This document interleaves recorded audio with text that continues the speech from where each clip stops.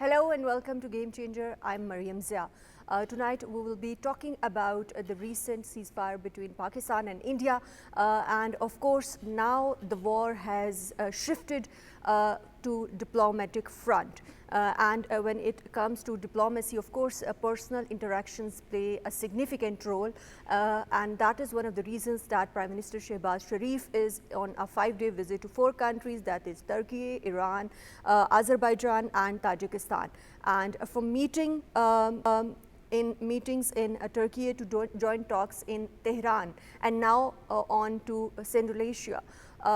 We are witnessing Prime Minister, of course, pushing Pakistan's narrative and also thanking these friendly countries as far as Pakistan's recent confrontation and conflict with India is concerned. But after facing off the battlefield, Pakistan and India both are now fighting a war of narratives with both countries, of course, sending off their delegations in different parts of the world. In today's program, we will be looking upon the significance of these delegate level visits. Prime Minister Shehbaz Sharif clearly offered peace to India in his recent, of course, interaction in Iran, and he said that Pakistan is willing to talk on all issues, including the issue of illegally occupied Jammu and Kashmir and water issues as well. We will be looking upon that how significant is this diplomatic offense going to be in coming days, and could it be a game changer as far as this region is concerned. To discuss this and more, we are joined in the studios by former Ambassador Mr. Sarwar Naqvi. Welcome to the program. Mr. Naqvi, let's start with the significance of this visit, because we know that, of course, after efforts by United States, we reached to finally a ceasefire. How important is, in your opinion, this personal interaction or Thanksgiving diplomacy by Prime Minister Shehbaz Sharif, especially the visit to these 4 countries? Yes, well, you're quite right, Maryam, by saying that this is the next step in the conflict situation that we are facing with India, that after the combat level or stage, we are now on the diplomatic front trying to present our narrative and to win over support for the narrative. I think the Prime Minister's visit to the 4 countries which you mentioned, Turkey, Iran, Azerbaijan and Tajikistan, are very timely and should take place. Particularly Iran and Turkey, which are both very important countries, and they stood by us. And what is the strategic calculus behind the timing and the sequence of visits as far as this tour is concerned? The sequence of visits that are taking place and their strategic importance. First, the sequence is determined by a whole set of factors, like the availability of the heads of state or the senior people in those countries on particular dates. So, the Prime Minister first went to Turkey, and then he went to Iran, and then he will go to Azerbaijan and Tajikistan. Now, for Turkey and Azerbaijan, it is basically to thank them for the support that they gave us, and they gave us very substantial support from what I hear. And as far as Iran and Tajikistan are concerned, these are important neighboring countries with which we have to explain, with which we have to interact and explain our narrative. And our narrative is what, as I was saying, that the Indians jumped to the gun and they immediately blamed Pakistan without even checking. How can terrorists go 200 kilometers inside when there is a checkpoint at every 10 kilometers? inside Kashmir. Of course, it was obviously a false flag, but at the same time, Mr. Naqvi, what's your take on this? That this tour was explicitly framed by the Foreign Office as being a gratitude or thanksgiving visit by the Prime Minister, and also he's expected to attend the conference in the last leg of the tour. But at the same time, how important is it for Pakistan to negotiate or renegotiate other issues? Because of course we are discussing trade, connectivity with Iran, as well as of course other countries as well. We are going to be expanding the trade volume with these friendly countries. So given the tight schedule, how significant do you think this is going to be? Well, you see, this would be very significant, very important, and I am sure that they will be taking up these issues with their counterparts. What happens is that when there are bilateral talks excuse me, at the highest level, then there is an agenda that is drawn up, and those opportunities are used for discussing a whole range of bilateral matters. So yes, trade, connectivity, exploring mutual cooperation in other economic fields, in whatever areas that we wish to take up. With Iran, we have a lot of things to discuss. Yes. We have the pipeline matter, we have trade in general. And it was brought up in the recent discussion between the leadership of Pakistan and of course Iran as well. And that is very important. But let's move forward. How important do you think is the dual diplomacy of Pakistan at this point in time, with PM taking a regional tour, and at the same time Pakistan will be sending another delegation which is led by the former Foreign Minister of Pakistan, Mr. Bilawal Bhutto Zardari, to the western capitals? How significant is this? And of course, in your opinion, what should be the potential talking points? Of course, we know that Kashmir, water issue and terrorism are going to be on the top of the agenda. Yeah, I think that is a very important initiative of sending a high-powered delegation, not necessarily of government ministers. This is very important, and I think this has been very carefully planned. Now, the agenda of the visit, by the way, I must mention here first that in my personal opinion, this visit should take as soon as possible. I mean, I don't know why they are delaying it so much, because the Indian delegations are already abroad and they are meeting their various interlocutors in each country. Now, here we are still sort of at the stage of constituting the delegation and planning dates. They are expected to leave in 2-3 days. Yeah. I hope they do. But don't you think Pakistan have strong talking points as far as post Pahalgam, of course, diplomacy is concerned, to counter India's narrative? Yes, exactly. We have to present a case of Pakistan being unfairly treated by not only the Indians, because they tend to do that, but by the rest of the world, because it is not focusing on the fact that Pakistan has been wrongly blamed in this game, in this particular issue. Excuse me. And as a result, the whole thing has been distorted. The entire episode has been distorted. So, we have to talk about the Indus Water Treaty. Yes. Most important. And why? Because it has nothing to do with terrorism. A water treaty, why should it be related to an incident of terrorism? There is no reason. And then the announcement of suspension is ridiculous. It is laughable, because actually no country has the right to suspend a treaty. If it is a treaty, multilateral treaty, it is between India and Pakistan, of course, but then there is the World Bank, which is a guarantor. Therefore, they have to take it up with the World Bank, and they can only do anything to the treaty after all the parties have agreed to do so.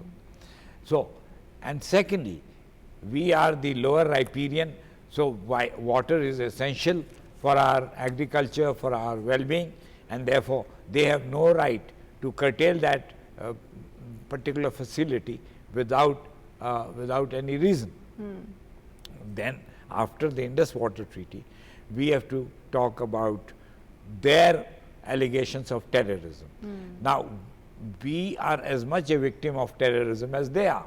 So we have to work together in a joint cooperative effort of the two countries to contain it and to stop it and to eliminate it. Third, we will say that the real cause of terrorism is actually the Kashmir issue. Of course, of course. Of course, we will talk more about this, but now we are joined in the program by former Ambassador Mr. Shahid Kiani. Welcome to the program, Mr. Shahid. Of course, when we are talking about Prime Minister Shehbaz Sharif visit post this conflict, what's your take on the significance of the timing and sequence of visit, and also when we talk about the important issues, Kashmir issue, Indus water, and recently, Prime Minister in his joint presser with the Iranian leadership offered India an olive leaf, olive branch rather, that Pakistan is ready to discuss all issues, including the issue of Kashmir, water issue, as well as, of course, other issues, including terrorism. But at the same time, Pakistan is ready to fight if India does anything like that. And at the same time, when we see the statements that are coming from India, especially Mr. Modi's recent statement in Gujarat, how do you view the narrative, the war mongering that is still ongoing in India, and how do you compare it with Pakistan's diplomatic efforts to counter that narrative? Comment Ambassador Naqvi Sahib. He was so right that it's a war of narratives. And the sooner we send our delegation, the better it is. Because we cannot just sit on our laurels that, what the conflict was, India was not able to convince the world. That is true. But at the same time, they have already sent their delegation, and they will be sharing their narrative, whatever it is, even though it's not based on facts. But the thing is, the you just do not know who the hosts are. So it is very, very important that we send our delegation as soon as possible, and it should be briefed, to as to what we have to say. It's a very important delegation. I know it's very strong. Mr. Belawal is there. The other people are there. There are elected and non-elected people are is made of the delegation. But I think we should send it as soon as possible, and let us let us share with them our concerns of what India has doing in the past and what it tends to do. This is one thing. The second thing is the visit of the Prime Minister to these four countries is very important, because what we have, our message is of peaceful coexistence. We want to coexist with India. We have been saying it for the last so many decades. But what has happened in the past, just recent past, it's very sad. I think what he said at the presser with the Iranian president was that Pakistan continues to believe in peaceful coexistence with its neighbors, and India is one of them. It's a very important neighbor with which we have a very long border, and and in the past has not been very good, because the landmarks in the relationship has been very regrettable, not something which we cannot gloat over it. But this is something the visit, I think, is again a, a continuing dialogue which we have been having with these host countries, uh, because diplomatic missions, they are the they what you call continuous. They continue to have a dialogue with the host governments, and they keep on sending messages from our country to the host country and back to the foreign office, Right. and which is shared with all these stakeholders. So this is very important. This visit is important, And he went especially to Turkey and Iran. That is something which was required, because these are, and Azerbaijan also, these are countries who have been supporting your narrative or trying to understand your narrative. So I must commend the Prime Minister for having Of course. undertaken this And visit. since Mr. Kiani, you alluded to the recent statement or the joint presser that was heard by both the leaders, in which Mr. Sharif also reiterated that Kashmir dispute must be resolved in accordance with United Nations Security Council resolutions. At the same time, he also warned that Pakistan would defend the country with full strength if India remains aggressive. So, in your opinion, what are the pitfalls and prospects as far as the peace or the diplomacy is concerned between Pakistan and India in coming days? I will start from the positivities. The the fact that the DGMOs, the Director of Military Operations of both the countries, are in contact, I think this is a very, very positive development. And because these are who look after the formation commanders and the troops on the borders. So this is very important that they are in contact and they would try their best. This is what my understanding is, that the conflict does not renew, it doesn't start up once again. So one's an important thing. Second thing would be, my own gut feeling is, or rather, for any diplomat or diplomatic practitioner, is that there is two very important subjects which are to be discussed by our delegation. That is, one is the Indus Water Treaty. As Ambassador Naqvi Saab was very right, it is ridiculous what the basis of trying to suspend or for suspending the treaty is. The basis of which has no standing. What has that got to do with terrorism? And what, you have no proof of Pakistan having participated in the act of terrorism.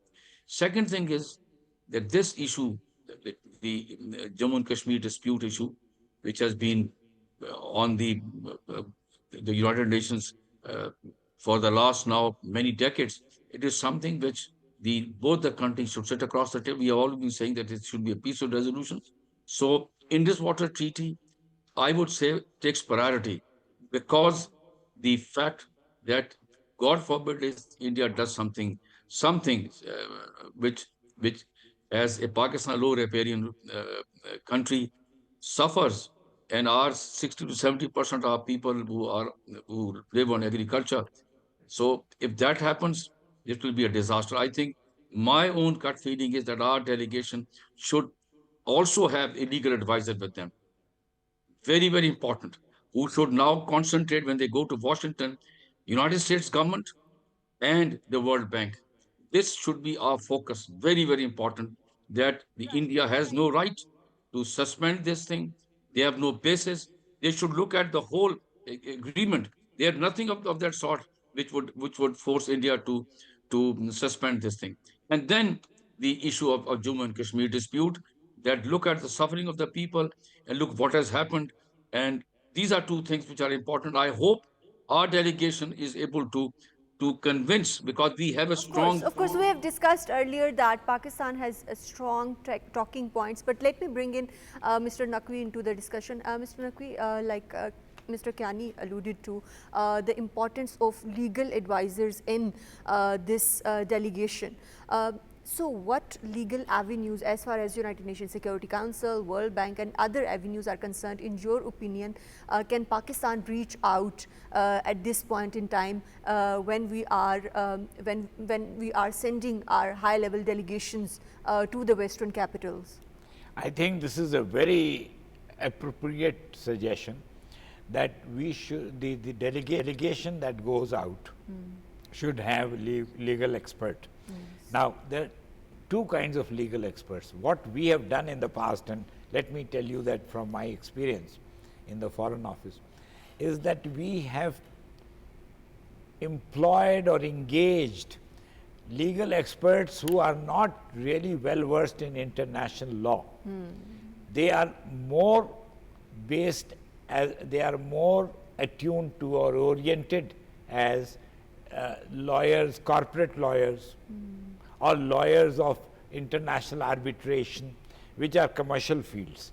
Now, we need lawyers who are well attuned to what international law entails. And once we have such a person or a number of persons who can deal with this, they should prepare a proper brief, and these briefs should be handed over to them, to the interlocutors with which our delegations are going to meet. So there's a whole process involved, and you have to do your homework. I mean, just telling somebody that Kashmir issue is important is not good enough. They will shake their heads and say yes, but then they won't even worry about it. They won't even give a second thought to it. But at the same time, I apologize for the interjection. Mr. Naqvi, do you think that this false flag operation of India has once again internationalized Kashmir issue, because world was already engaged in other issues like Ukraine war and Middle East? You're quite right. This is absolutely correct, because the Indian government, after the revocation of Articles 370 and 35A, was giving the impression that Kashmir is normal. And it is internal issue of India. And it's an internal issue, and they held elections, some kind of elections. Even there, the BJP lost. So the whole impression, and Modi made a visit to Kashmir and all that, was that everything is fine, hunky-dory. And that is why the tourists had gone there. There were honeymooners and people who were valuing this visit or touristic trip with great interest and great enjoyment. All that has been proved illusionary. It was an illusion that Kashmir is normal. Kashmir is not normal. It is a disputed territory. The people are restive. There was a report by Yashwant Sinha, their own former finance minister, which said that the Indian government and the Indian people have permanently alienated the people of Kashmir. Yes. And Kashmiris are not going to stay with India, no matter how India tries to do it, because of the repression, because of the tyranny. So, Kashmir is not normal, and therefore it is an international issue. And it remains a flashpoint when we talk about this nuclear neighborhood. Mr. Kiani, coming back to you, India's narrative that you earlier alluded to about, of course, they are pushing for terrorism being emanating from Pakistan, which is without providing any shred of evidence. So how do you think Pakistan should be countering this narrative, and what in your opinion would be the hurdles that Islamabad might be facing in countering India's narrative? First of all, I'd like to thank Ambassador Naqvi Saab. This is exactly what I wanted to say. Was a legal advisor means somebody well versed in international law. He has very rightly said that in the past we have been having people who were not well versed, and this is something in the delegation, a very strong person with with a knowledge of not only international law but about the Indus Water Treaty, what it entails, what are the implications, why India's narrative, how it has to be, the rebuttal has to be there. So this is something I think is very right. So let's hope that our government decides to send a international law expert well versed in this thing, and he should be able to also give a briefing to our members of the delegation, especially to the leader of the delegation, that yes, this is how, because once he has to start the narrative, then he will be asking, okay, my international law expert will be, giving you what entails. So let's hope that. The other thing, sorry, what did you say? My apologies for that. Sorry. That what hurdles do you think that Islamabad might face, and how to counter those when presenting its case regarding terrorism in the Western capitals? Well, so we have been a victim of terrorism not from today, since 1979 when the Soviet troops entered Afghanistan and the refugees started, run entering Pakistan and Iran. Well, Iran did a very wise thing by putting all the refugees on the borders and not allowing them to go to cities. we have these refugees coming into our cities, which created a challenge for our government, and the challenge continues. We have our sacrifices are tremendous. If you look at the last now, maybe a decade or so, we have fought a war, a very valiant war against the terrorists, and in which we have suffered enormously in terms of our human lives and in terms of the economy. The other thing is, it is on record that we have had series of of discussions with the Afghan government in trying, which we are trying to tell them, and in a very convincing manner, we have told them that your territory is being used by the terrorists as a refuge where they come attack and they go. And we have been stating this thing on the UN forums also many a times. And most important country globally is United States, and it knows our sacrifices which we have rendered to fight against terrorism. So this is some, and even President Trump recently stated on terrorism. So we have a very strong case.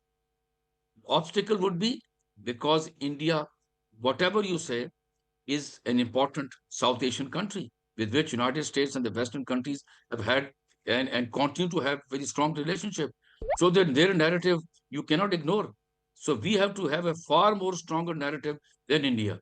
And that can only be done by, as I said, We do have, right, we do have strong talking points as far as this narrative is concerned. Thank you very much, former Ambassador Mr. Shahid Kiani, for joining us in today's program and for your valuable input. Of course, when we talk about this regional tour of friendly countries by the Prime Minister Shehbaz Sharif, of course, not only this is a kind of Thanksgiving diplomacy, but what's your take on the regional connectivity is concerned, because we are going to be emphasizing bilateral trade deals with these countries. Also, Foreign Minister has had a telephonic conversation with, of course, his counterpart from Uzbekistan, and they discussed about Uzbekistan, Afghanistan and Pakistan railway project to boost connectivity. So do you think in coming days we will be witnessing that kind of support from our neighboring countries? Because of course when we look at post Pahalgam, none of the countries stood by with India except for Israel. And now, do you think Pakistan is in a better position to vouch for connectivity and such projects? Yes, I think connectivity is vital.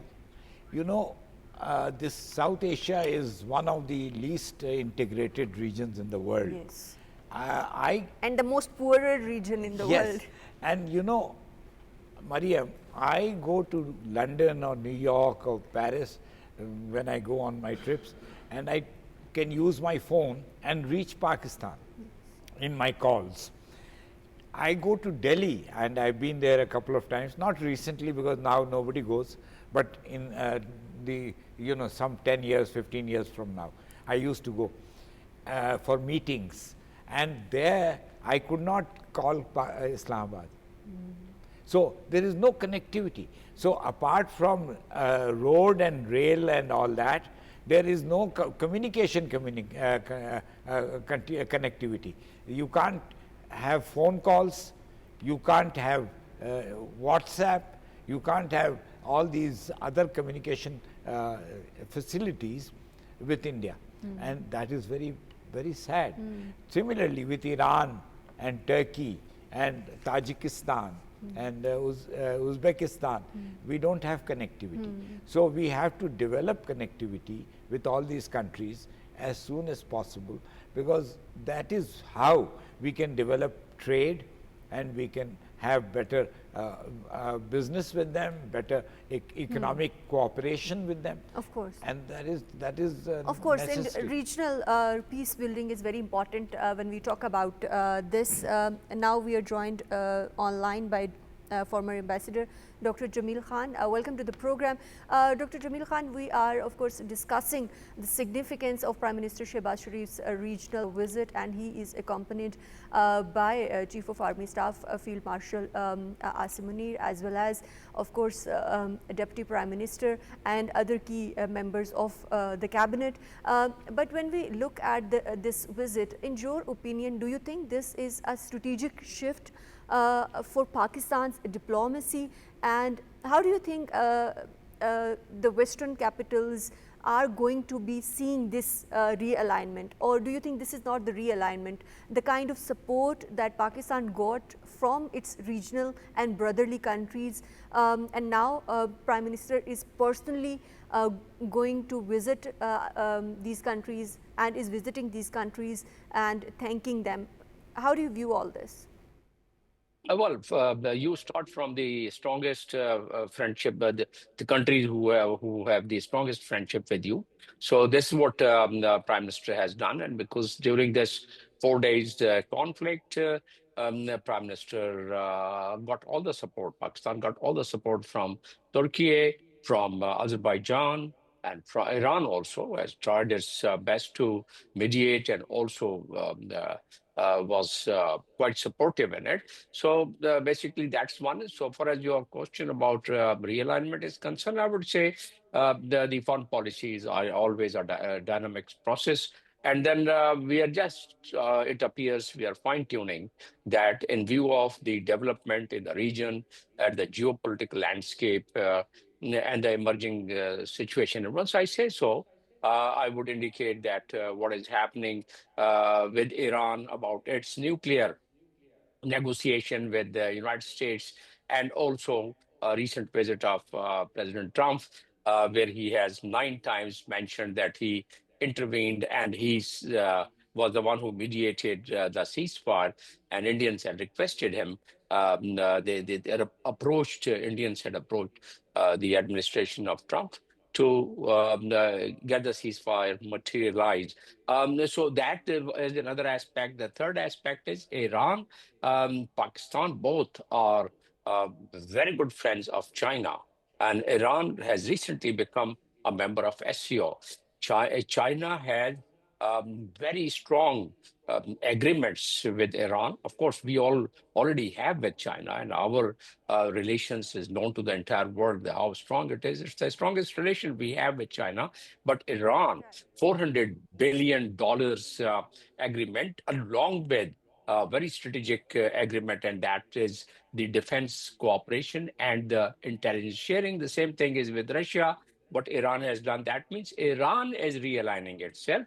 And Iran is at the same time under the threat of Israel, because Israel is trying its level best that in this negotiation, Iran should totally dismantle its nuclear enrichment. And Prime Minister was very clear about it, that Pakistan supports that enrichment for the peace. Civilian, of course, civilian program, nuclear program.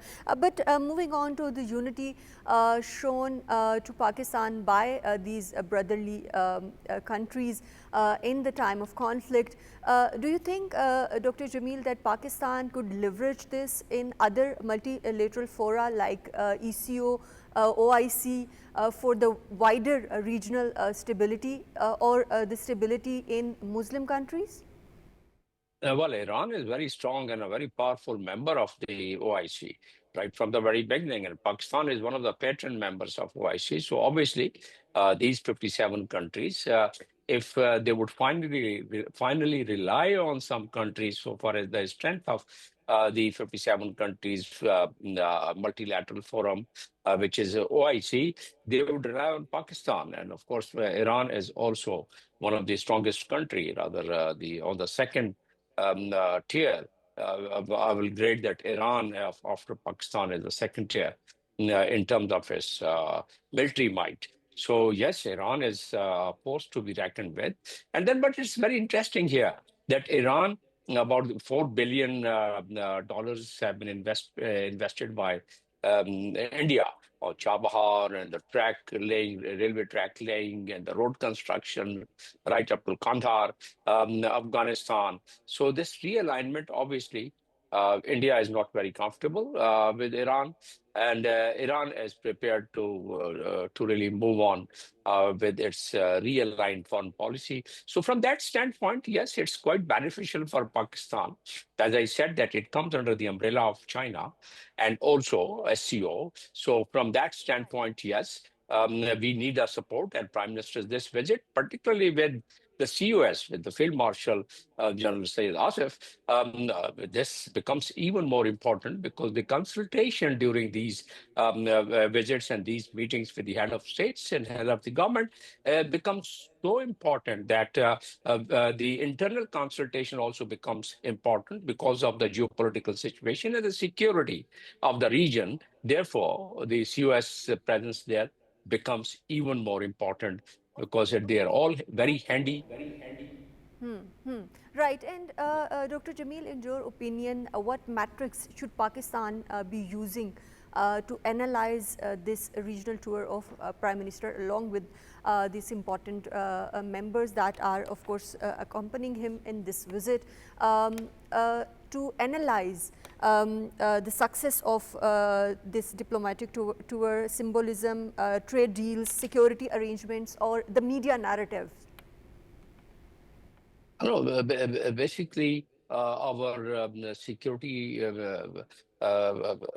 stand and our security arrangements, our defense arrangements with Turkey, with even Iran, particularly Turkey, is very important because we have been having our joint production in certain things. We have been having our collaboration. We've been having our collaboration on the shipbuilding for the Navy. So and then for Prime Minister, both the Prime Minister and the President Erdogan, they have already pledged that they are going to attain $5 billion trade in the near future, and they are trying for it. Those things, bilateral, say relations, it gets stronger and stronger with the more frequent visits, and that too at the head of the government and head of the state level. So that is one part. But at this point, I would say I will give security of the region as the number one point, which I'm sure must have been discussed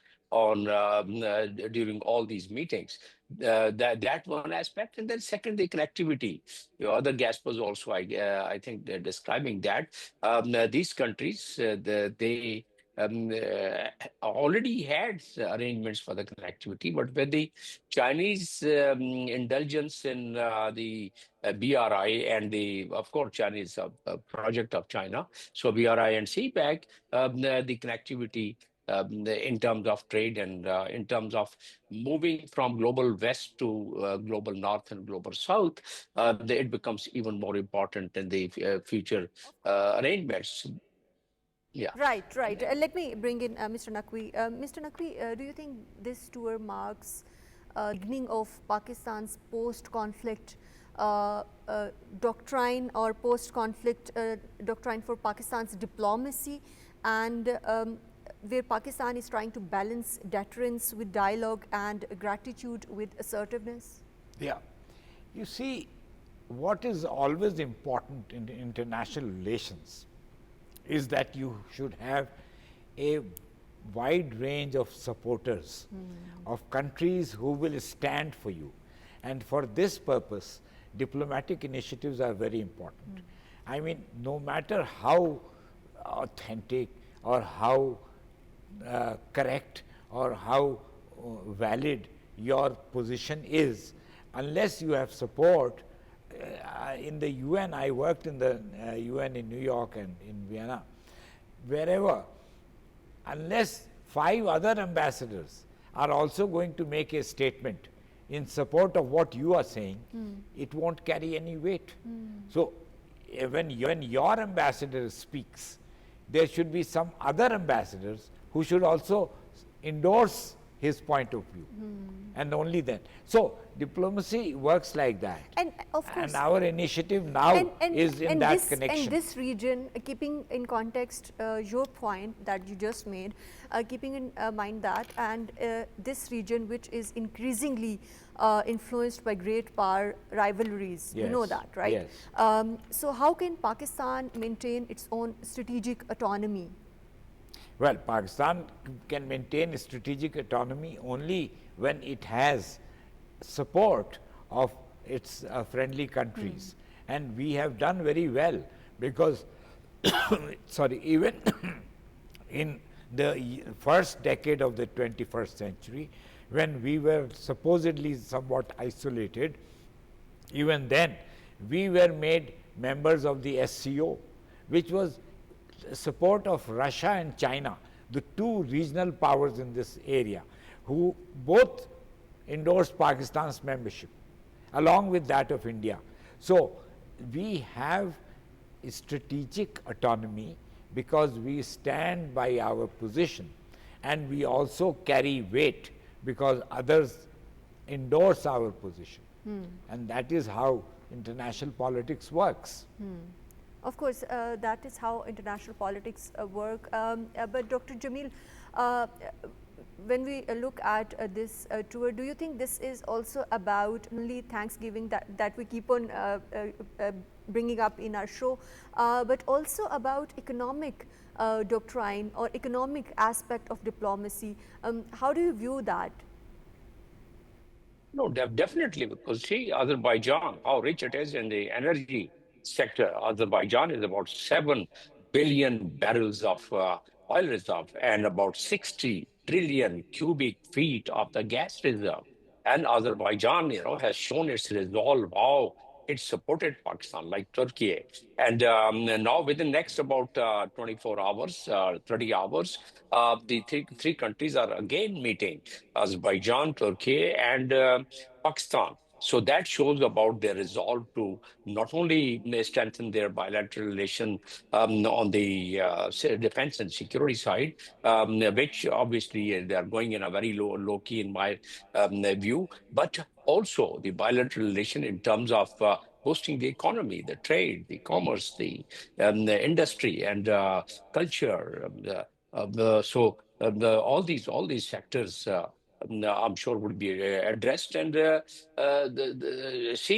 Baku had Tbilisi oil pipeline, and those advantages which the Azerbaijan has, or these countries has. Pakistan gets also joins them, in mutual benefits and in mutual interest. The Azerbaijan's say relations with Turkey, and this trilateral relation which was there but now has further been strengthened during the past couple of months and the past couple of years. That is, I think, quite significant, and that automatically gives a boost to the economy, gives a boost to the political consultation, gives a boost to the strategic realignment and fine tuning. And Turkey, we already know that what support we've been getting, if it comes to Kashmir, if it comes to Palestine, even Azerbaijan, and it comes to support of the Yeah. multilateral fora. Yes, yes, of course, of course. Dr. Jamil, we know that Prime Minister Shehbaz Sharif is going to be concluding his visit on 30th of May. How do you think that Pakistan should institutionalize these diplomatic gains post-tour to prevent Pakistan from these one-off gestures, but making them into long-lasting partnerships?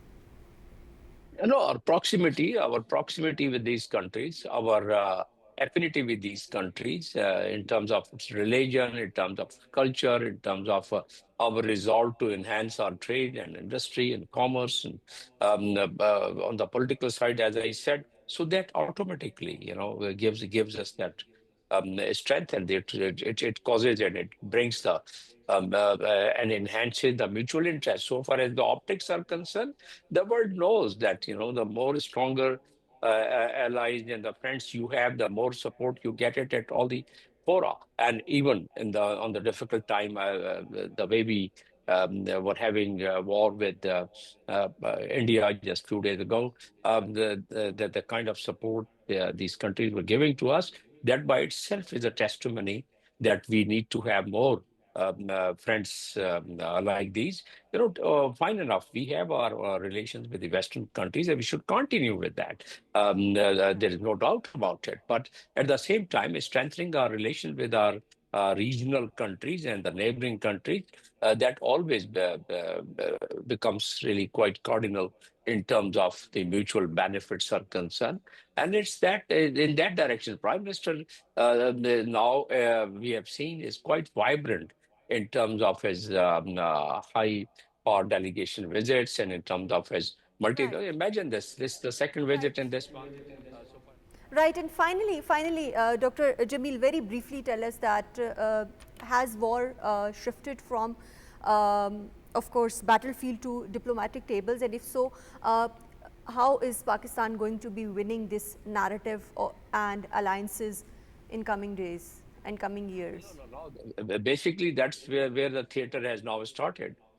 And Pakistan, where we have advantage that we started our diplomacy based on transparency. And this time, I have seen that, like the previous times, we've been having some criticisms and some observations by the members of the world community. This time, along, you might have seen that there was no criticism, there was no observation, there was no rebuttal of what we've been stating before, during, and after the war with India. And India, it would become very hard for them to really propel their narrative, what they are building, that, oh, okay, no, Trump has nothing to do. And then they know the logic behind it, because India has been thriving right from the very beginning on the doctrine that it's a bilateral matter. With the intervention of the United States, it has become a trilateral, a multilateral matter, which is Kashmir. So now the Kashmir has come again to the forefront of the agenda of Security Council, and it will be much easier for us to really pursue that. So far as our narrative is concerned, yes, there is no doubt that our envoys, we should send more envoys. We should empower our ambassadors in various missions in various countries, really with all the informations which is required. We should empower our permanent representative in New York for the legal diplomatic fight there, our law division, our attorney general office. They should be at the back of our ambassadors around those places. And then through the public diplomacy, through the traditional diplomacy, and through the legal diplomacy, we can always really make a mileage about it. I know Shashi Tahoor. I have also served in United Nations for about over 9 years and headed various countries in my own department. So I know Shashi Tahoor is a very competent person, but then how would he be able to propel and convince people on a narrative which has already been Evidence, yeah. Yeah, of course, of course. Pakistan have strong talking points, and we have to build our narrative and take it to the world. Thank you very much, former Ambassador Dr. Jamil Khan, for joining us in today's program. Thank you very much, former Ambassador Mr. Sarwar Naqvi, for joining us in today's discussion. That's all from Game Changer tonight. Take care. Allah Hafiz.